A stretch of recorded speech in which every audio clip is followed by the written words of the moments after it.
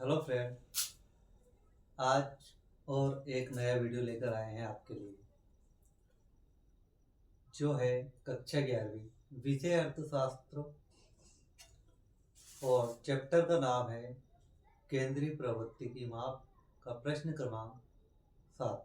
इससे पहले हमने 5 और 6 प्रश्न को सॉल्व किया। अब ये प्रश्न उसके बाद वाला है, जो प्रश्न क्रमांक 7 है, जिसमें दे रखा है प्रश्न में हमें नीचे एक गांव के 380 परिवारों की जोतों का आकार दिया गया है। जोत की मध्य का आकार ज्ञात कीजिए। तो और वो जोतों का आकार हमें सारणी में दे रखा है और उसी के साइड में हमें दे रखी है परिवारों की संख्या, जो कि हम अब हल करते हैं। तो हल करने के लिए हम यहाँ पर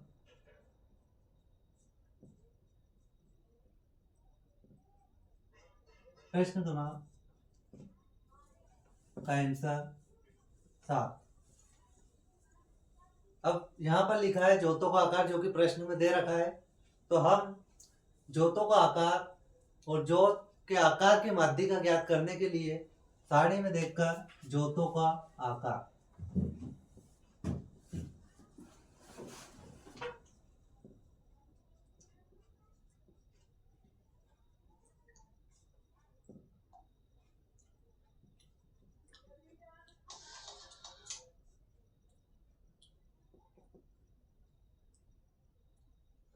एकड़ में दे रखा है 100 से कम। तो 100 से कम दोस्तों 100 से कम होता है 0। तो यहाँ पर हम लिखते हैं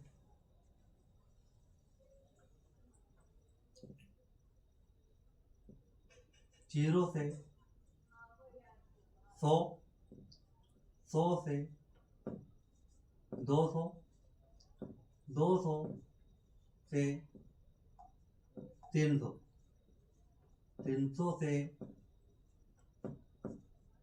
400, जो कि हमें प्रश्न में दे रखा है।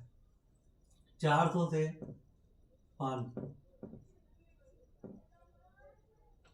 यहीं पर हमें उसी के साथ में दे रखा है परिवारों की संख्या। तो परिवारों की संख्या दे रखी है।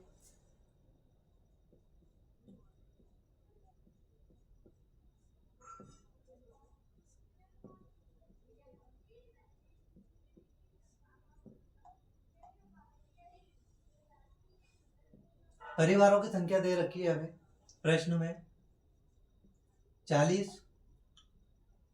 89, 148, 64 और 39 परिवारों की संख्या दे रखी है हमें ये हमने लिखी। अब हम निकालेंगे इसकी संचयी आवृत्ति, जिसको CF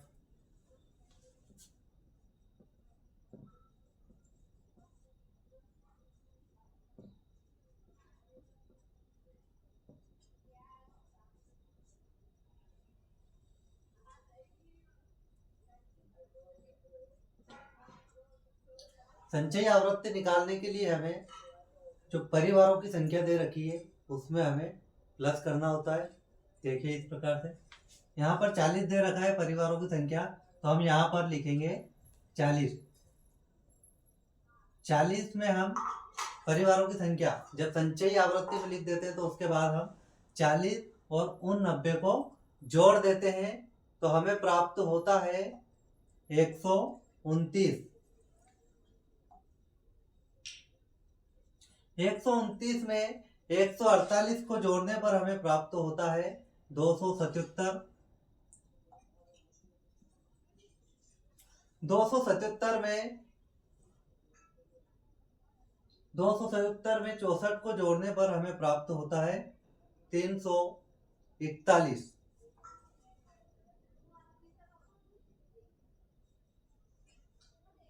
341 में 39 को जोड़ने पर हमें प्राप्त होता है 380, जो कि हमने परिवारों की संख्या से ही निकाला है। 380 को यहाँ पर फार्मूला होता है माध्य का निकालने के लिए, माध्य का ज्ञात करने के लिए n/2 तो n हमारा हो जाएगा 380 यहाँ पर बटे में 2। जब हम 380 में 2 से भाग देते हैं तो हमें प्राप्त होता है 190।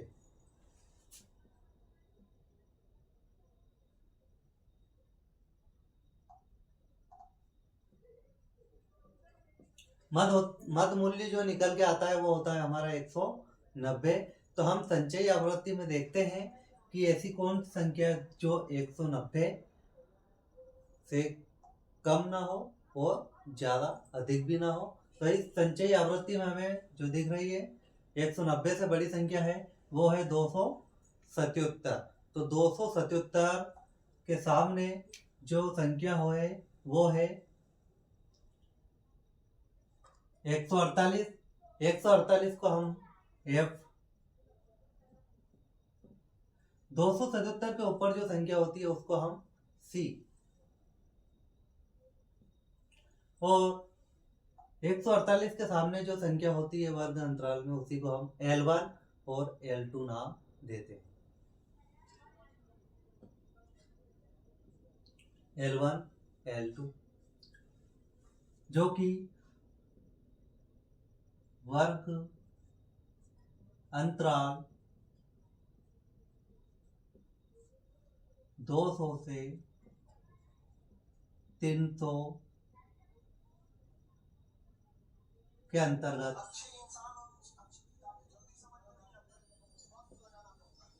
आता है या विद्यमान है।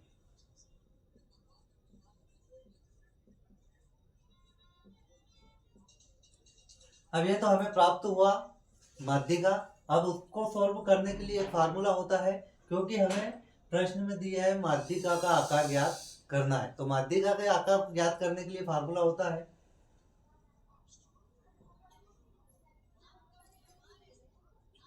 m बराबर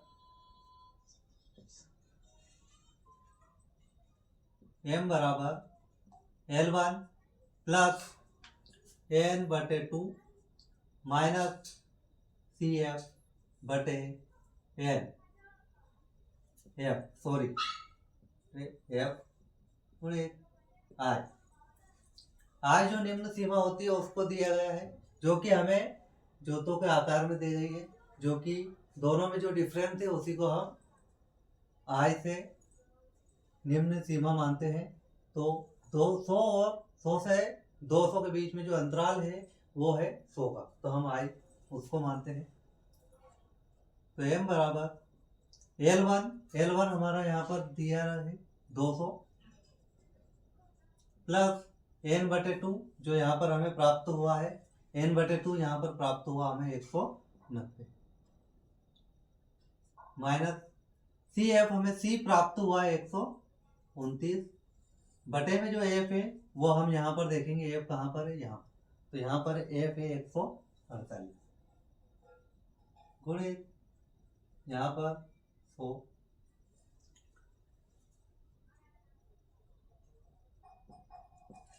m बराबर 200 प्लस m मतलब मीडियन को हिंदी में कहते हैं माध्यिका, जो कि हमें ज्ञात करना है। 190 में से 129 को जब हम माइनस करते हैं तो हमें प्राप्त होता है 61। तो यहाँ पर हो जाएगा 61 बटे 148 गुणे 100। 61 और 100 का जब हम गुणा करते हैं तो हमें प्राप्त होता है